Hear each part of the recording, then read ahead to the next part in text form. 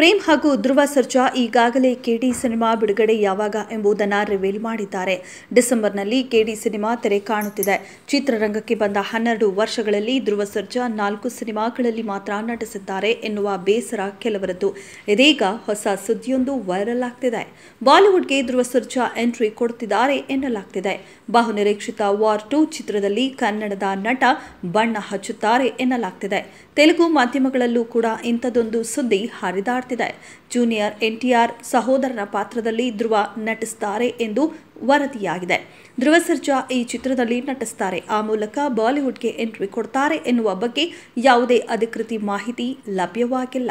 ವರದಿಯ ಪ್ರಕಾರ junior NTR villain ಪಾತ್ರದಲ್ಲಿ ಕಾಣಿಸಿಕೊಳ್ಳಲಿದ್ದಾರೆ. ಬ್ರಹ್ಮಾಸ್ತ್ರ ಸಿನಿಮಾ ಬಳಿಕ ಆದಿತ್ಯ ಚೋಪ್ರಾ ಅವರು ಅಯನ್ ಮುಖರ್ಜಿ ಅವರ ನಿರ್ದೇಶನಕ್ಕೆ ಮನಸೋತು ಈ ಸಿನಿಮಾ ಮಾಡಲು ಅವಕಾಶ ನೀಡಿದ್ದಾರೆ ಎನ್ನಲಾಗಿದೆ. ಸಿದ್ಧಾರ್ಥ್ ಆನಂದ್ ಅವರು ವಾರ್ ಚಿತ್ರವನ್ನು ನಿರ್ದೇಶನ ಮಾಡಿದ್ರು. ಈ ಚಿತ್ರ ಬಾಕ್ಸ್ ಆಫೀಸ್ನಲ್ಲಿ ಯಶಸ್ಸನ್ನ ಕಂಡಿತ್ತು. ಈ ಚಿತ್ರದಲ್ಲಿ ರಿತಿಕ್ ರೋಷನ್ ಹಾಗೂ ಟೈಗರ್ ಶ್ರಾಫ್ ನಟಿಸಿದ್ರು. ಮೊದಲ ಶಾಟ್ನಲ್ಲಿ ಟೈಗರ್ ಶ್ರಾಫ್ ಪಾತ್ರ ಕೊನೆಗೊಂಡಿದೆ. ಹೀಗಾಗಿ ವಾರ್ 2 ಚಿತ್ರದಲ್ಲಿ ರಿತಿಕ್ ಮಾಡಿರುವ ಕಬೀರ್ ಪಾತ್ರ ಮುಂದುವರಿಯುತ್ತದೆ.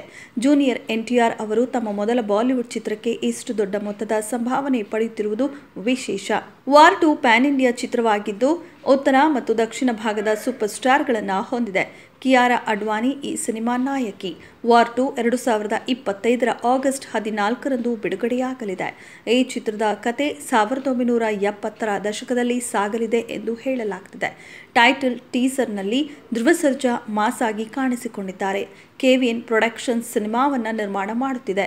ಈ ಚಿತ್ರ ಕನ್ನಡ ಮಾತ್ರವಲ್ಲದೆ ಹಿಂದಿ, ತಮಿಳು, ತೆಲುಗು ಹಾಗೂ ಮಲಯಾಳಂನಲ್ಲಿ ಮೂಡಿಬರುತ್ತಿದೆ.